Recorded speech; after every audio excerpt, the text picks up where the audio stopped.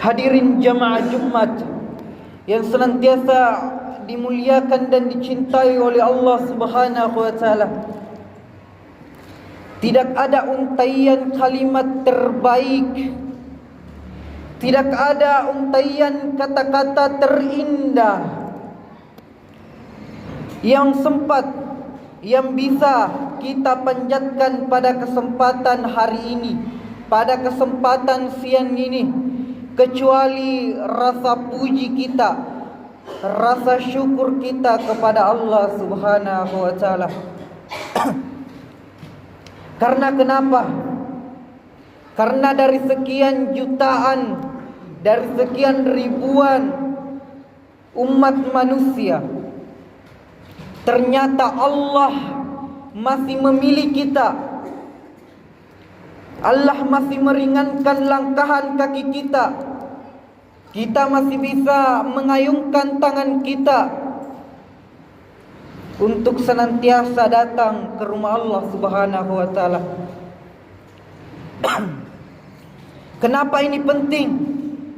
Karena bisa jadi Jumat yang kita lakukan sekarang adalah Jumat yang terakhir dalam kehidupan kita.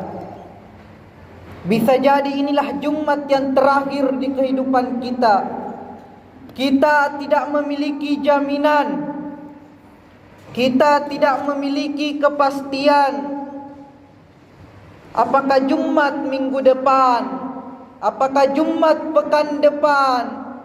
Allah masih memberikan kita umur, Allah masih memberikan kita kesehatan. Kita tidak pernah tahu kapan Allah akan menjemput kita. Maka marilah kita jadikan Jumat sekarang adalah Jumat yang terbaik di antara Jumat-Jumat yang lainnya. Karena tujuan dari sholat Jumat bukanlah kita datang ke masjid, bukanlah kita memakai pakaian yang rapi, bukanlah kita hanya datang sekedar duduk kemudian pulang. Tetapi yang Allah harapkan adalah ada pertambahan iman, bertambahnya ketakwaan di dalam diri kita ketika kita keluar dari pintu masjid. Itulah yang Allah harapkan. Bukan hanya datang ke masjid kemudian pulang begitu saja tanpa membawa apa-apa. Bukan itu yang Allah harapkan. Tetapi bertambahnya iman dan takwa di dalam diri kita. Itulah yang kita harapkan. Itulah yang Allah harapkan. Karena saya yakin setiap khotib yang naik ke mimbar, mereka selalu berpesan, ya ayyuhalladzina amanu taqullah, wahai orang-orang yang beriman, bertakwalah kalian dengan sepenuh-penuhnya, dengan sebenar-benarnya takwa. Dan ditutup akhir khutbahnya dengan kalimat, wala tamutunna illa wa antum muslimun. Dan janganlah kita mati, dan janganlah kita wafat kecuali dalam kondisi Islam, kecuali dalam kondisi Muslim. Pasti setiap khotib yang naik ke mimbar akan berpesan tentang hal itu, yaitu mudah-mudahan ketakwaan kita dapat bertambah. Maka hadirin jamaah Jumat yang senantiasa dimuliakan dan dicintai oleh Allah Subhanahu wa taala, pada kesempatan kali ini izinkan saya membuka khutbah pada kesempatan kali ini dengan membacakan satu buah hadis yang diriwayatkan oleh Imam Tirmizi, yang mesti kita persiapkan, yang mesti kita cari jawabannya mulai dari sekarang. Kita yakin, sebagai orang yang beriman, kita yakin bahwa kehidupan kita bukanlah di dunia. Kehidupan yang kekal bukanlah di dunia, tetapi kehidupan yang abadi, yaitu di akhirat. Maka renungi hadis, bagaimana sabda Rasulullah sallallahu alaihi wasallam, la tazulu qadama abdin yaumal qiyamati hatta yus'ah. Kata Rasulullah sallallahu alaihi wasallam, tidak akan bergeser, tidak akan goyang kaki seorang manusia, kaki seorang hamba nanti ketika hari kiamat, ketika dia belum ditanya beberapa pertanyaan oleh Allah Subhanahu wa taala. Lalu apa pertanyaannya? Yang mesti kita persiapkan jawabannya mulai dari sekarang. Karena kita tidak akan bisa melangkahkan kaki kita, kita tidak bisa menggerakkan kaki kita nanti ketika hari kiamat, ketika pertanyaan ini belum diajukan, belum ditanyakan oleh Allah Subhanahu wa taala. Pertanyaan yang pertama, an umrihi fima aflah. Allah akan bertanya tentang umur kita. Kalau kita berbicara tentang umur, mohon maaf sebelumnya kepada jamaah, mungkin ada yang berumur 60 tahun di sini, 50 tahun, 40 tahun, atau seterusnya. Maka tanyakan pada diri kita, dengan umur yang Allah hadirkan, dengan umur yang Allah titipkan kepada kita, apakah kita pakai umur itu untuk lebih dekat dengan Allah, atau kita pakai untuk lebih ingkar, lebih kufur kepada Allah? Apakah kita pakai untuk lebih jauh dengan Allah? Itulah pertanyaan tentang umur. Maka renungi dalam diri kita, jangan sampai umur semakin bertambah tetapi kita semakin jauh dengan Allah Subhanahu wa taala. Maka renungi dalam diri kita. Mudah-mudahan bertambahnya umur kita, bertambah juga keimanan kita, ketakwaan kita kepada Allah. Lalu pertanyaan yang kedua, yaitu an ilmihi fima fa'alah. Allah akan bertanya tentang ilmu kita. Kalau kita berbicara tentang ilmu, kita berbicara dari STQ, dari SMP, SMA sampai profesor, doktor, S1, S2, semuanya akan ditanya, dengan ilmu yang saya berikan di otakmu, engkau pakai untuk apa ilmu itu? Allah tidak akan melihat dari dia sarjana, dari dia S2, apakah dari dia doktor. Tapi yang Allah lihat adalah apakah ilmu yang Allah berikan dia pergunakan untuk lebih dekat dengan Allah, atau dia pergunakan untuk lebih jauh, lebih menentang Allah karena merasa pintar, merasa jago dengan Allah Subhanahu wa taala. Karena banyak orang yang bertambah ilmunya, bahkan sampai doktor. Orang tua sendiri berani mereka bohongi, saudaranya berani mereka bohongi, sawah, tanah mereka perebutkan. Karena apa? Karena ilmu yang mereka miliki.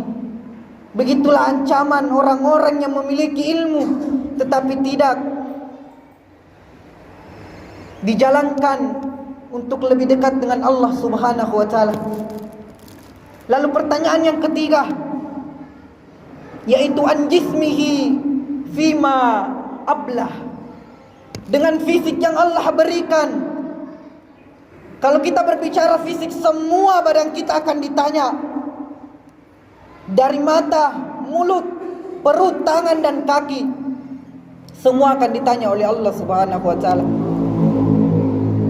Mungkin hari ini kita masih bisa menjawab dengan mulut kita, tetapi ada suatu masa, al-yawma nahtimu ala afwahihim wa tukallimuna aydihim wa tashhadu arjuluhum bima kanu yaksibun. Akan ada suatu masa di mana mulut dikunci, tangan akan berbicara, kaki akan menjadi saksi dengan apa yang kita lakukan, dengan apa yang kita perbuat selama kita hidup di dunia. Maka apapun yang kita kerjakan dengan tangan kita, apapun yang kita langkahkan dengan kaki kita, semua itu akan ditanya oleh Allah. Apakah kita langkahkan kaki kita untuk lebih dekat dengan Allah? Apakah kita langkahkan kaki kita untuk menuju ke rumah Allah? Atau kita langkahkan kaki kita untuk bermaksiat, untuk berjudi? Maka tanyakan pada fisik kita, Apakah saya sudah pakai tanganku untuk lebih dekat dengan Allah atau tidak? Lalu pertanyaan yang terakhir, yaitu pertanyaan yang beda dengan pertanyaan-pertanyaan sebelumnya. Allah akan bertanya tentang urusan harta. An malihi min aina iktasabah wa fima anfaqo. Dengan harta yang kita miliki, Allah akan bertanya dari mana kita dapat harta itu dan dibelanjakan untuk apa. Allah bertanya 2 kali tentang urusan harta. Beda dengan urusan umur, beda dengan urusan ilmu sama urusan fisik. Tetapi tentang urusan harta Allah bertanya 2 kali, yaitu dari mana kita dapat dan dibelanjakan untuk apa harta itu. Maka sahabat bertanya kepada Rasulullah, "Ya Rasulullah, kenapa Allah bertanya begitu detail tentang urusan harta? Beda dengan pertanyaan-pertanyaan yang sebelumnya." Maka Rasulullah mengatakan, karena nanti di akhir zaman akan ada manusia yang tidak peduli lagi dari mana, bagaimana, dan kenapa harta itu bisa hadir, bisa datang kepadaku.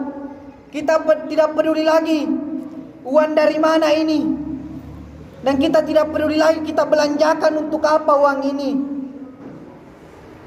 La ya'ti 'alan nasi zaman la yubadi'ul marwa akhadal mal amman halal wa amman haram.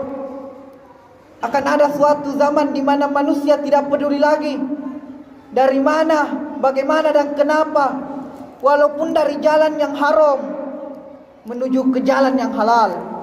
Dia tidak peduli lagi dari mana harta itu, walaupun dari harta yang haram mereka ambil. Begitulah ancaman orang-orang yang nanti di akhir zaman. Dan kitalah umat yang di akhir zaman ini. Ancamannya ketika kita tidak peduli dari mana harta itu bisa kita ambil dan kita belanjakan untuk apa harta itu. Maka marilah kita senantiasa memperbaiki amal kehidupan kita.